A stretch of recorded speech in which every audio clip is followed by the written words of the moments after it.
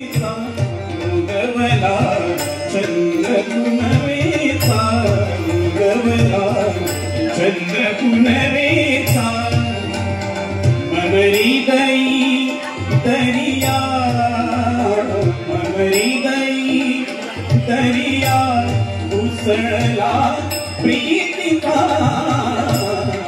गवला चंद्र पुनवेचा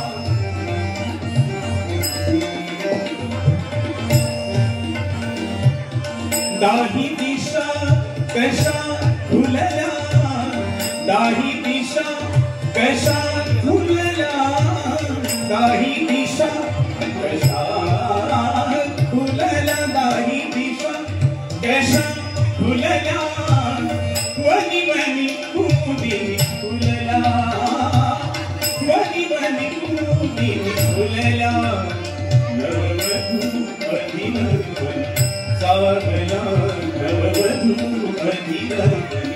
सावला प्रणय रस हा चहुकणी वितळला स्वरिगीता गवला चंद्र पुनवेचा. धन्यवाद.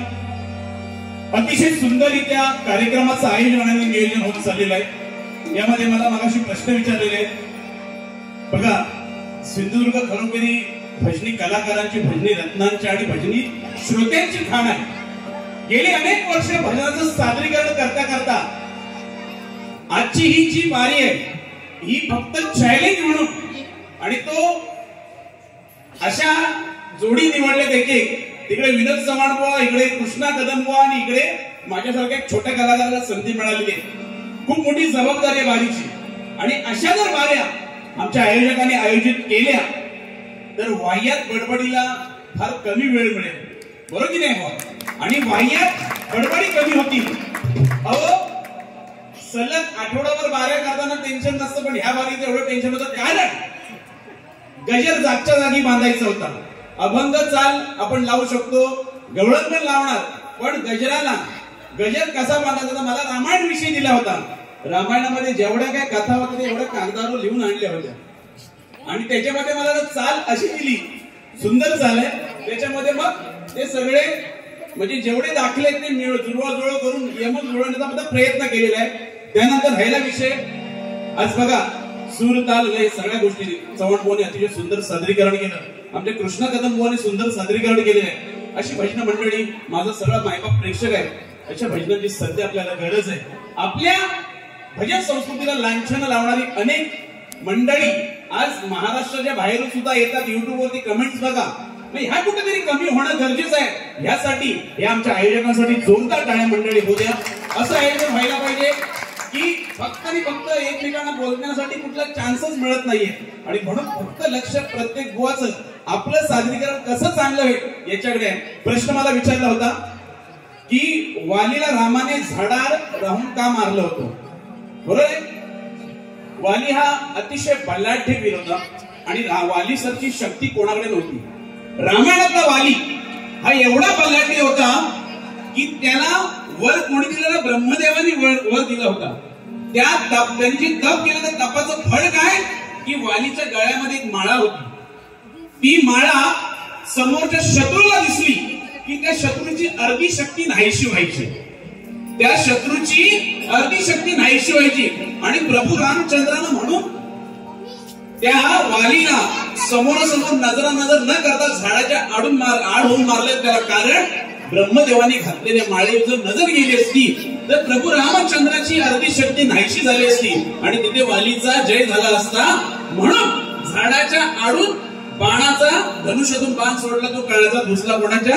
वालीच्या. हे माझ्या परीने जे काही उत्तर होतं तुमच्या समोर प्रेझेंट केलेलं आहे. दुसरं, मी जे भजन सादर केलं माझ्या मंडळीचे 15 मात्रा सवारी होती. त्यामध्ये तुम्ही विचारलं काल किती आहे, टाळी कुठल्या मात्रेवरती आहे आणि खंड किती आहे, बरोबर? तर 4 खंड आहेत.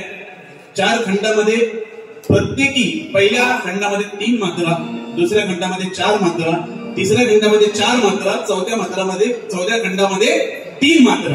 त्यामध्ये टाळी एक पहिल्या मात्रेवरती आहे, चौथ्या मात्रेवरती आणि 12व्या मात्रेवरती काल आहे. सॉरी टाळी पहिला, चौथा आणि 12वा आणि काल आहे 8व्या मात्रेवर. बरोबर चुकला असेल तर माफी मागा, कारण वाचते सगळे दिग्गज आमचे बसलेले आहेत. गजर सादर करतोय. भजन करताना एक वेगळीच मजा असते. आणि जवळ बुवा माझ्या गुरुवाऱ्यांचा फोन आला होता म्हणून मी तो अर्जंट कॉल उचलला. माझ्या बुवांना खूप टेन्शन होतं की शेतकर ही बारी संगीत म्हणजे संगीतच झाली पाहिजे, तिथे एकमेकाला न बोलता. आणि म्हणून माझ्या गुरुंशी मी चर्चा केल्याच्या नंतर ही बारी गेली. कारण ह्या बारीवरती बुवा एवढे काय ते चर्चा सत्र सुरू झाले की जवळपास थोडेसे बाजूलाच राहिले. पण शेतकरी बुवा त्या म्हणजे त्या ओढ्यामध्ये असा वाहत गेला, पण कुठलंही भाष्य केलं नाही. कारण या कार्यक्रमाचं स्वरूप तुम्हाला माहिती होतं. या कार्यक्रमामध्ये फक्त मैत्री खातर ही बारी सुरांची बारी आहे, ही बारी तालांची बारी, ही बारी कोरसच्या जुगलबंदीची बारी आहे. इथे एकमेकाला न बोलता सुद्धा कार्यक्रम होऊ शकतं असं हे आयोजकांच्या म्हणण्याने आणि आयोजकांच्या नियोजनाने आम्ही सिद्ध करून दाखवण्याचं काम त्या तिन्ही बुवांचं आहे. म्हणून तुमच्यासाठी जोरदार एकदा टाळ्या. आणि त्यानंतर असं म्हटलेलं संतांनी म्हटलेलं आहे काय की परमेश्वराचं नामस्मरण कसं करावं. परमेश्वराचं नामस्मरण करता करता देह शुद्ध करुणी भजनी भजावे, देह शुद्ध करुणी भजनी भजावे आणि त्यांचे नाठ व्हावे गुणदोष. आपण देवाचं भजन करता करता एकमेकांचे गुणदोष न आठवता बारी करता आली पाहिजे. पण हल्ली आम्ही भजनामध्ये काय करतो, एकमेकाला दोषी ठरवून आमची बारी कशी पॉवरफुल होईल आणि समोरच्याचा कसा नायनाट होईल याच्या पाठीमागे लागतो. त्यामुळं आज जे धरती रसिक आहेत खरोखर तुम्हाला लाख लाख सलाम देतोय. कारण अशा बारीला नाही कुठला पेटव, नाही कुठला खदलव, नाही कुठला शेलाय, फक्त स्वरांची जुगलबंदी आणि त्यातून मार्मिक प्रबोधन नक्की होईल. चाल मला दिलेली आहे अतिशय सुंदर. कृष्णा कदम बुवांना पण त्यांचे चाल छान आहे, पण चव्हाण बुवांचं तर टेन्शनच झालं कारण ही चाल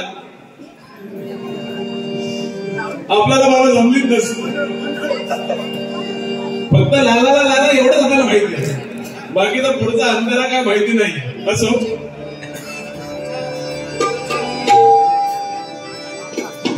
तोडगा मुळग गजर या बसल्या जागी बसवलेले माझ्या गुरुजनांचा, माझ्या गुरुवारांचा खूप आदर आशीर्वाद माझ्यावरती आहे. कारण गुरूंनी गजर असू द्या, या ठिकाणी सुरत सक्सेना झारखंड यांच्याकडून हे माझ्यासाठी 101 रुपयाचं पारितोषिक आलं. धन्यवाद धन्यवाद धन्यवाद. त्याचप्रमाणे गणेश गुप्ता झारखंड 101 मुंबईवरून आलेले आहेत. त्यामध्ये जोरदार टाळ्या आमच्या झारखंड वासियांसाठी होत्या. बघा झारखंडवरून आजची बारी बघण्यासाठी आलेले आहेत. खायची कामं नाहीत बुवा, आणि ते म्हणजे आम्हाला तिघांना बघण्यासाठी. कारण या बारीचं स्वरूप महाराष्ट्राच्या बाहेर सुद्धा जाऊन पोहोचलेलं आहे आणि युट्यूबच्या माध्यमातून अख्ख्या जगामध्ये पोहोचणार आहे. हेच आम्हाला अभिप्रेत असलेला कार्यक्रम आयोजकांनी केलेला आहे. असो किती मिनिटं झालेले? 8 मिनिटं झाली. निसर्ग राजा थोडं ऐकू द्या. ऐक सांगतो गुपित लपलंय गुण माझ्या मनात लपलंय, गुण माझ्या मनात लपलंय, गुण माझ्या मनात लपलंय, गुण माझ्या मनात लपलंय. रामचरित्र कथा सांगतो, रामचरित्र कथा सांगतो, रामचरित्र कथा सांगतो. मुखी राम नाम मुखी गारी, भजनी दुनिया सारी, भजनी दुनिया सारी, भजनी दुनिया सारी, भजनी दुनिया सारी. रामचरित्र कथा सांगतो, रामचरित्र कथा सांगतो. राम नाम मुखी गारी, भजनी दुनिया सारी.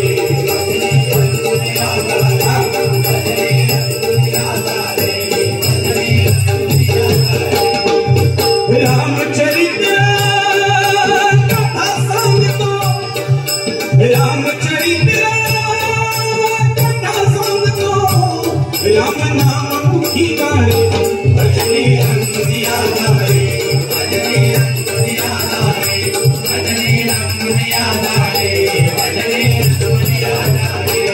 चैत्र मास शुद्ध नवमीला कौसल्य पुत्र झाला, कौसल्य पुत्र झाला, कौसल्य पुत्र झाला.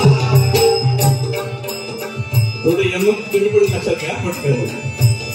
चैत्र मास शुद्ध नवमीला कौसल्य पुत्र झाला, कौसल्य पुत्र झाला, कौसल्य पुत्र झाला. कृतयुगामध्ये दशरथाच्या पोटी चैत्र शुद्ध नवमीला प्रभू रामचंद्राचा जन्म झाला कौसल्याच्या पोटी. आणि संपूर्ण अयोध्या नगरी आनंदानं धावून निघाली बघा.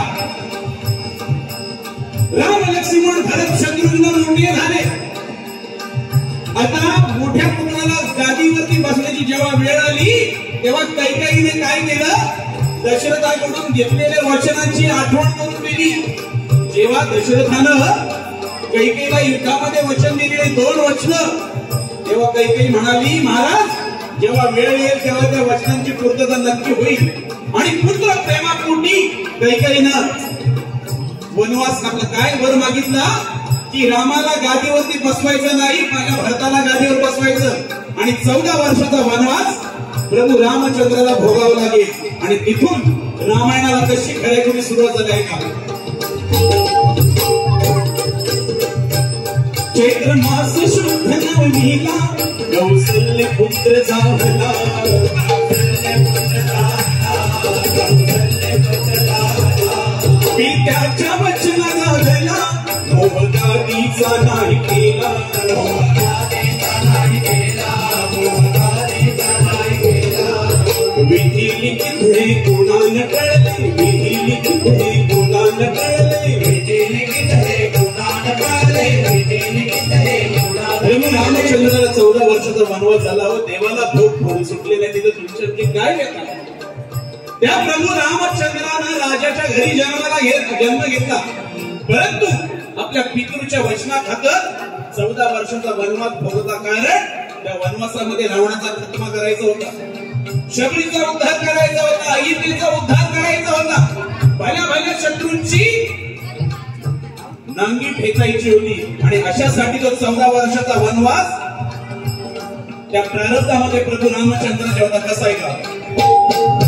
विधी लिखिते गुणान कळले, विधी लिखिते गुणान कळले, विधी लिखिते गुणान कळले, विधी लिखिते गुणान कळले. देव भोग भोगितोद भजनी रंग दुनिया जाए, भजनी रंग दुनिया जाए, भजनी रंग दुनिया जाए, भजनी रंग दुनिया जाए. कपटी मारी चांद केला कावा, लक्ष्मणाचा करीतो कावा, लक्ष्मणाचा करीतो नावा, लक्ष्मणाचा करीतो नावा. कपटी मारी चांद केला कावा, लक्ष्मणाचा करीतो कावा, लक्ष्मणाचा करीतो नावा, लक्ष्मणाचा करीतो नावा. रूप साधूचे घेऊन केले सीतेचे हरण, केले सीतेचे हरण, केले सीतेचे हरण. कर्णकुटीमध्ये सीतामाई अशी बसली होती. आणि तेवढ्यात मारीच मामानं कांचन म्हणून एक त्याची कांती आजळी, सोन्याच्या हरणाच्या कातळाची ती सुंदर अशी सोनेरी हरण.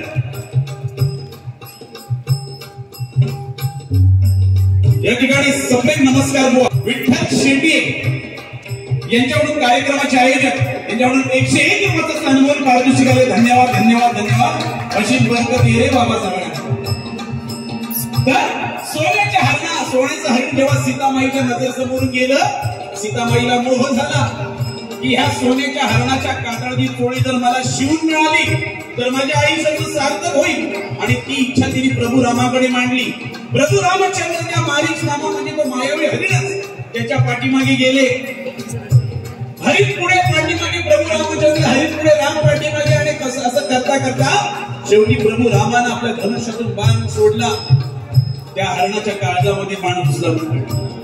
शेवटी मायावी हरिण ते मूळ रूपामध्ये मारीच नामा आला. तो लक्ष्मणा धाव लक्ष्मणा धाव म्हणून आपल्या बंधू राजाच्या प्रभू रामचंद्राच्या आवाजाने तो आवाज उठवायला लागला. इकडे सीतामाई संकटात पडली. ती लक्ष्मणाला बोलते, अहो भाऊजी, तुमचा भाऊ माझा पती तिकडे संकटामध्ये पडलेला आहे. तेव्हा लक्ष्मणाने ती लक्ष्मण रेखा आखली. ती लक्ष्मण रेषा, स्त्रीला मर्यादा घालून दिलेली ती लक्ष्मण रेषा आता आम्ही मेडिकल मधून घेतो ना लक्ष्मण रेषा. पण ती भारी भारी काय करतो का, बाथरूम ओला झाला मुंग्या आला की तिथे रेषा आखतो, बरोबर की नाही. जिथे जिथे घरामध्ये कोपऱ्यामध्ये रेषा आखतो. त्या लक्ष्मण रेषेची पावर किती, भारी भारी 5 मिनिटं. त्याच्यानंतर त्या मुंग्या तुझ्या मागून पलीकडे जातात. तर ह्या रामनामाचं महत्व बघा. हो, वाल्याचा वाल्मिकी झाला. 7 रांजण ज्याच्या पापाने भरली होती, ती 7 रांजण केवळ आणि केवळ रामनामाने तरली. 7 रांजण म्हणजे साधी सुखी नाही. त्या वाल्याची पापे कुठल्या गणित शास्त्रामध्ये नाही मंडळी. तुकोबाला म्हणताय की ब्रह्महत्या राशी अपार, ब्रह्महत्या पातके राशी अपार. म्हणजे वाल्याची पाप कुठल्या गणित शास्त्रामध्ये नाही. आम्हाला फक्त गणित शास्त्र एकच माहिती आहे. एक दशक, शतक, सहस्त्र, दशसहस्त्र, लक्ष, दशलक्ष, कोटी, दशकोटी, अब्ज, दशाब्ज. पण त्याच्या पलीकडे सुद्धा संख्याशास्त्र आहे. संस्कृत भाषा ज्यांना कळली असेल, जे आपल्या आई वडिलांच्या सांगितलं संस्कृत, पूर्वी संस्कृत भाषेमध्ये अब्जानंतर अब्ज, त्यानंतर खर्व, दशखर्व, निखर्व, दशनिखर्व, पद्म, दशपद्म, शंख, दशपद्म, परार्ध आणि दशपरार्ध. ही संख्या माहिती आहे तुम्हाला गणित शास्त्राची. याच्या पलीकडे वाल्याची पापा झालेली, पण केवळ आणि केवळ रामनामाने वाल्याचा वाल्मिकी झाला आणि वाल्मिकी रामायण घडलं. आणि ते तुमच्या आमच्या आज ग्रंथ पुराणाच्या माध्यमातून आपल्याला संपूर्ण रामायण कथा कळते. असं त्या सोन्याच्या हरणाचा तो काळ घुसळ्याच्या नंतर प्रभू रामचंद्राच्या आवाजामध्ये लक्ष्मणाचा धावा केला. लक्ष्मणाने लक्ष्मण रेषा आखली आणि भाऊरायाच्या मदतीला गेला. पण इकडे काय झालं, जसा एखादा बोका कसा येतो कोंबड्याला घेऊन जातो, तसा रावण आला आणि सीतेचं हरण केलं. पुढे रामायण एका चोळीने घडला बघा. चोळीचा मोह झाला, बरोबर की नाही. सीता माईला त्या सोन्याच्या हरणाच्या कातराची चोळी पाहिजे होती. निमित्त एवढं रावणाने हरण केलं. पण पुढे नर नीळ जांबवंत अंगद सुग्रीव वाली नाही, नर नीळ जांबवंत अंगद सुग्रीव हनुमंताच्या साह्यानं परंतु रामचंद्राने लंकेवरती प्रहार केला आणि लंका दहन करून रावणाचा खात्मा केला. आणि एका चोळीने रामायण कसं घडलं आहे का. कपटी मारी छान तिला कामा, लक्ष्मणाचं करीतो धावा,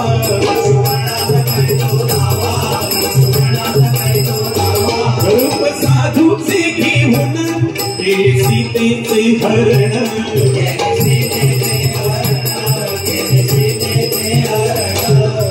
चोळीनं रामायण घडलं, चोळीनं रामायण घडलं, चोळीनं रामायण घडलं, चोळीनं रामायण घडलं. लंका दहन रे भजनी रंगुनिया झाले,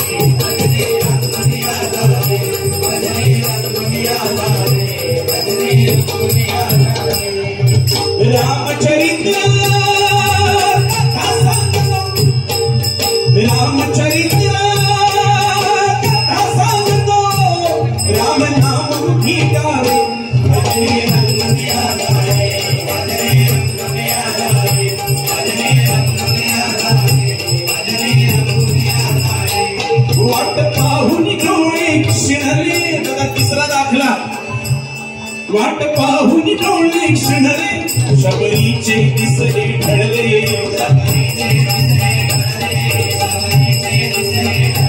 वर्षानुवर्ष फुलांचं सडा संमार्जन करणारी ती शबरी एक ना एक दिवस तरी माझा स्वामी माझ्या दारामध्ये येणार अशी तिची प्रांजळ इच्छा होती.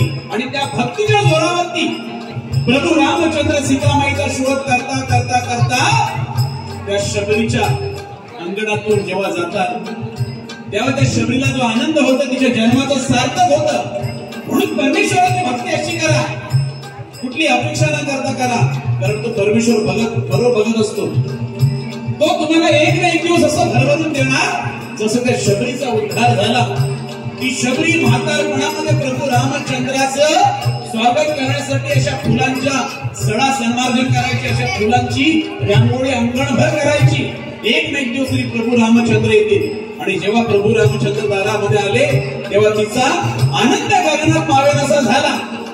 खायला काय दिलं तर माझ्या प्रभू रामचंद्राला आंबट नको म्हणून ती बोरे पुष्टी दिली आणि प्रभू रामचंद्राने बघा आपल्या भक्ताची मागणी आणि भक्तांनी पुष्टी केलेली बोरं त्या प्रभू रामचंद्राने मन मोठं करून खाल्ली. आणि हेच तुम्ही आम्ही करायचं मंडळी. या कलियुगामध्ये देवाची भक्ती करायची आणि ती भक्ती आपल्याला कुठली मोठमोठी तपश्चर्या करायची गरज नाही, हो हवन करायची गरज नाही. साधी सोधी भक्ती म्हणजे श्रवण भक्ती. आज तुम्ही श्रवण करताय म्हणून तुमच्यापेक्षा आम्हाला किंमत, तुमच्यामुळे आम्हाला किंमत आहे आणि तुम्ही जर नसाल तर आमची किंमत शून्य. म्हणून माझं सगळ्यांना हात जोडून विनवणी आहे की ही भजन संस्कृती आपली, कारण कीर्तन भक्ती ही नवविधा भक्तीमध्ये तिसरी भक्ती आहे. श्रवण कीर्तन विष्णू स्मरण पादसेवन अर्चन वंदन दास्य सख्य आणि आत्मनिवेदन. त्यामध्ये तिसरी भक्ती कीर्तन भक्ती आणि सगळ्यात पहिली भक्ती ती म्हणजे श्रवण भक्ती. तुम्ही तुमच्यानंतर ही कीर्तन भक्ती आहे आणि ही कीर्तन भक्ती तेव्हाच टिकेल जेव्हा उत्कृष्ट श्रोता असेल तेव्हा. आणि तुमच्यासारखे असे हेल्दी श्रोते पाहिजे जे बुवाकडून काय गायला पाहिजे असे आयोजक असतील तर आपल्या भजनाला नक्कीच चांगले दिवस येतील. कुठेतरी गालबोट लागलेलं आहे ते कुठेतरी त्याला आपण पुसून आपण चांगल्या मार्गाकडे जाऊया. अवल भजन कोणाची मक्तेदारी नाहीये. ते भजन तुम्ही आम्ही नामस्मरण करताना देव आपोआप तुम्हाला देईल. ऐका पुढे काय सांगतो.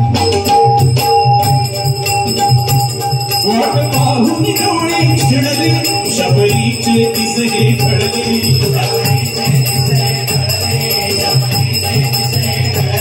प्रभु रामाचे आगमन झाले, प्रभु रामाचे आगमन झाले.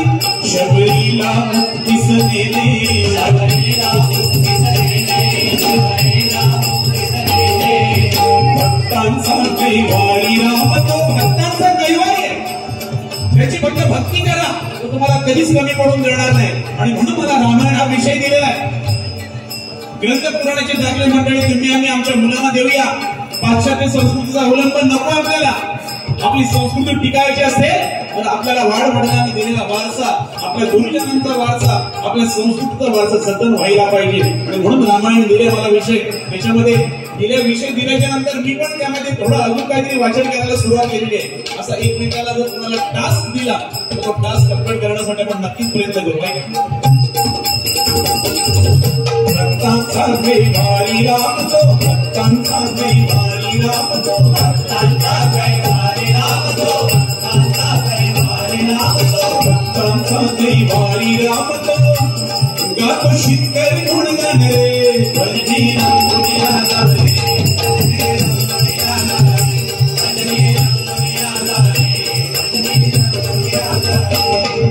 रामचरित्र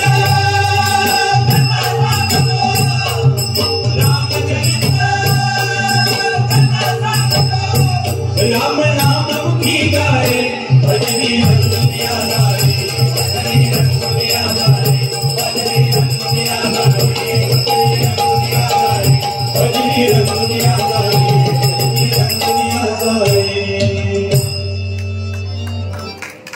धन्यवाद. 2 मिनिटांमध्ये विजन घ्यायचं बरोबर.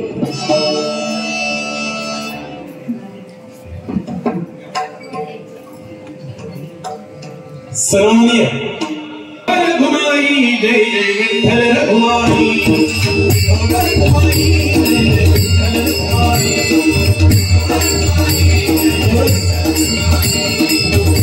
रघुमाई जय जय विठ्ठल रघुमाई, रघुमाई जय जय विठ्ठल रघुमाई.